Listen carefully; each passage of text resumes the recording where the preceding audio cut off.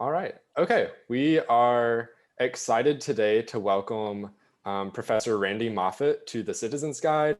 He is a professor at the Savannah College of Art and Design in Savannah, Georgia. He got his bachelor's in political science from Sewanee, the University of the South, and a master's and PhD in political science from West Virginia University. So welcome, Professor Moffett, to the Citizens Guide.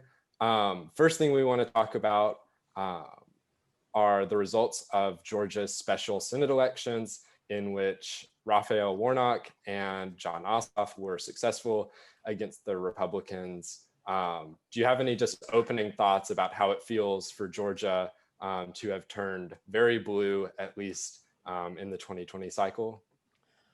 Well, I think there was generally a bit of surprise that the Democrats did so well, but it's a process that's been a long time coming. Democrats in Georgia have seemed to come up just a point or two short in statewide elections for the last decade, but I think the demographic trends clearly are moving in their favor. But still, if you had said that the son of a sharecropper and a young Jewish filmmaker with no prior experience, who both ran really as progressives, didn't run away from their party. And I think Georgia Democrats in the past had tried to sort of put up a very vanilla Democratic candidate who they thought would appeal to the rural vote, which is still substantial in Georgia. So it was quite an accomplishment. And of course, I think the political ramifications are tremendous for the Biden presidency in terms of getting his cabinet confirmed, getting his judicial nominees confirmed, and the Republicans just not being able to play obstructionism in the Senate. It certainly opens up, some doors that would not have existed had they lost even one of the contests. Do you think, as a term of like electoral history, we're seeing Georgia start to be where Virginia was in 2008, sort of like a top-down realignment in terms of its electorate? And do you think it'll stay on this path in future cycles?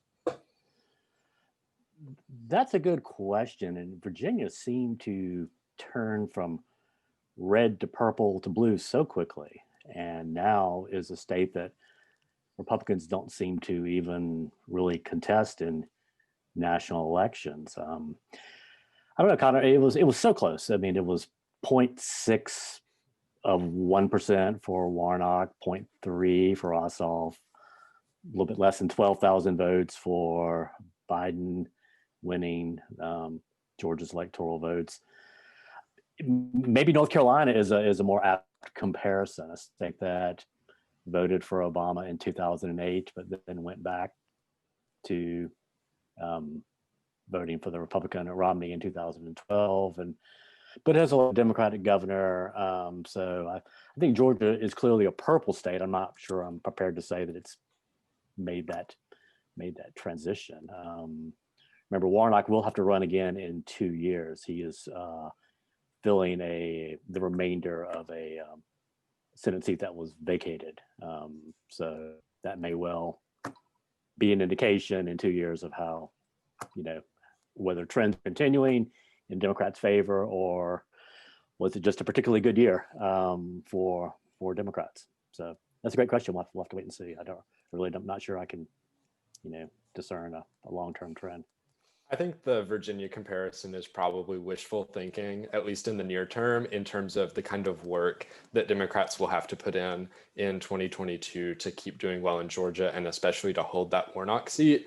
One peculiar thing about Georgia that doesn't really apply to other states in the South is the just dominance of Atlanta and the surrounding areas in terms of like percentage of the electorate. You just don't see that in like surrounding states like Alabama, Tennessee, North Carolina, South Carolina, where one metro area really dominates the kind of the population center of the entire state.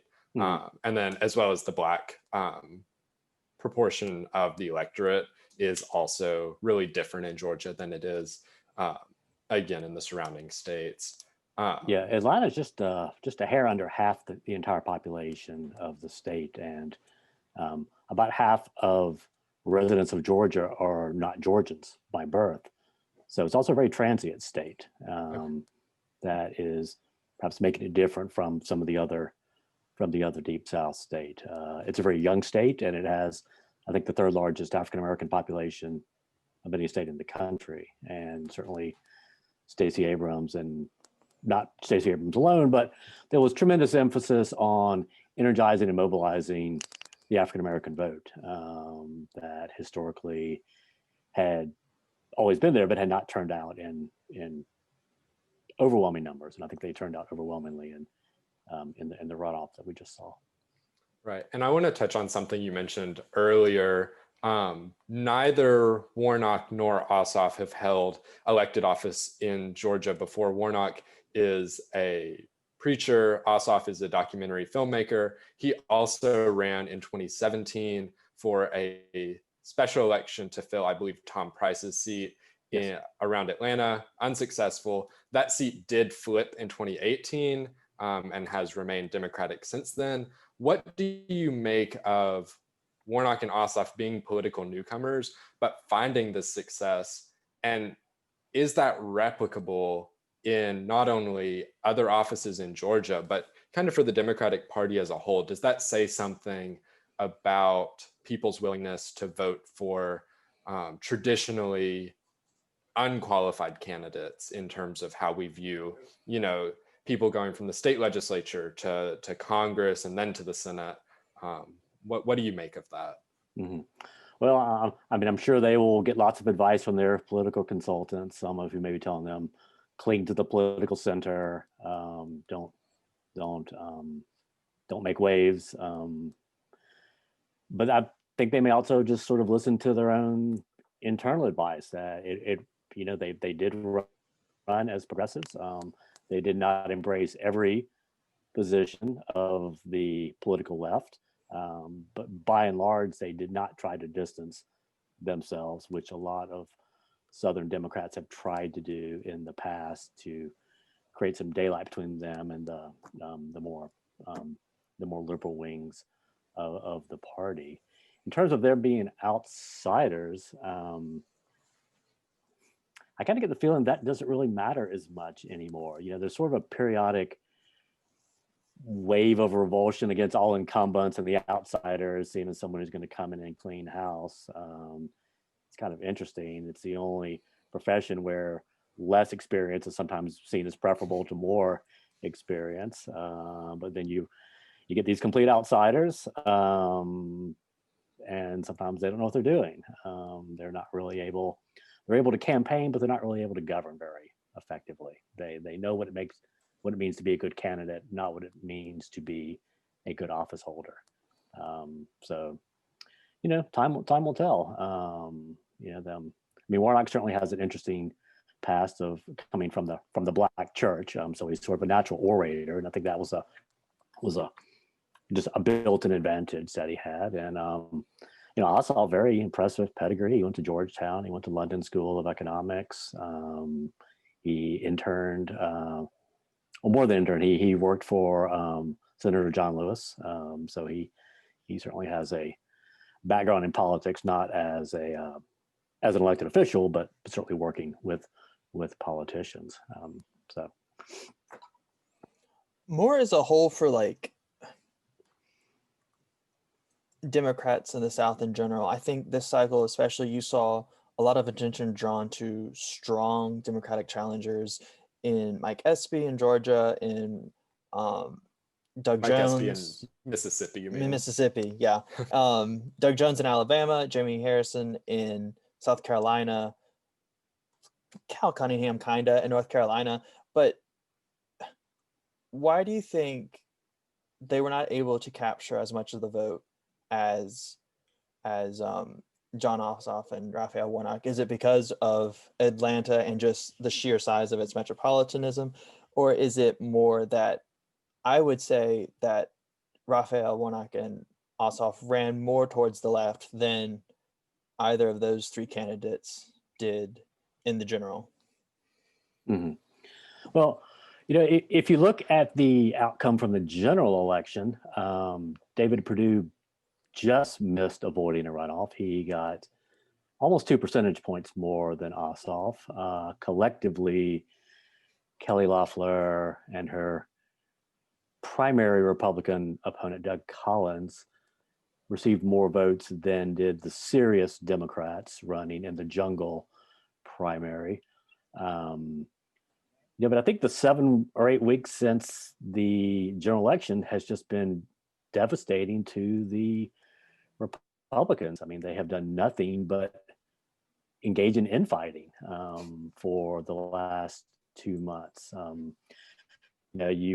You had this message being perpetrated by the president that the entire election was a massive fraud, but still Republicans need to go and vote, which is a very contradictory message. You have both Senator Perdue and Loeffler calling on the Secretary of State to resign, saying that he was part and parcel of the fraud.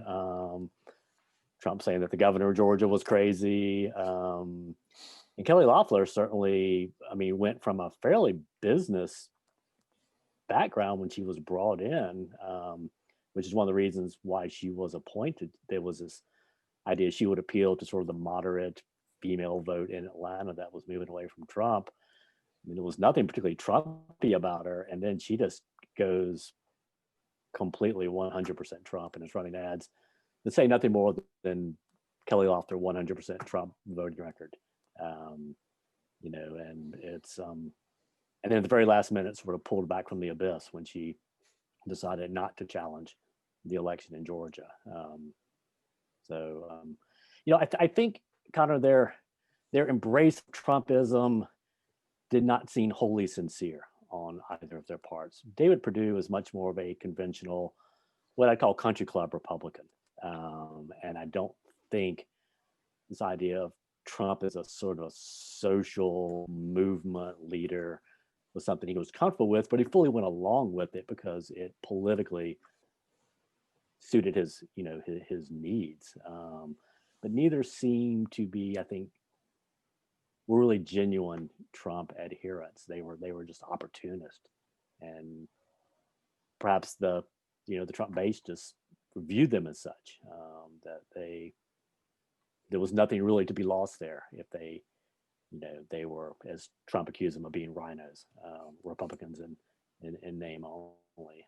So I don't know. I think we'll be dissecting this election for quite a while, and again, with the outcome being so close, there's so many theories that are plausible. I think any of them probably hold some water.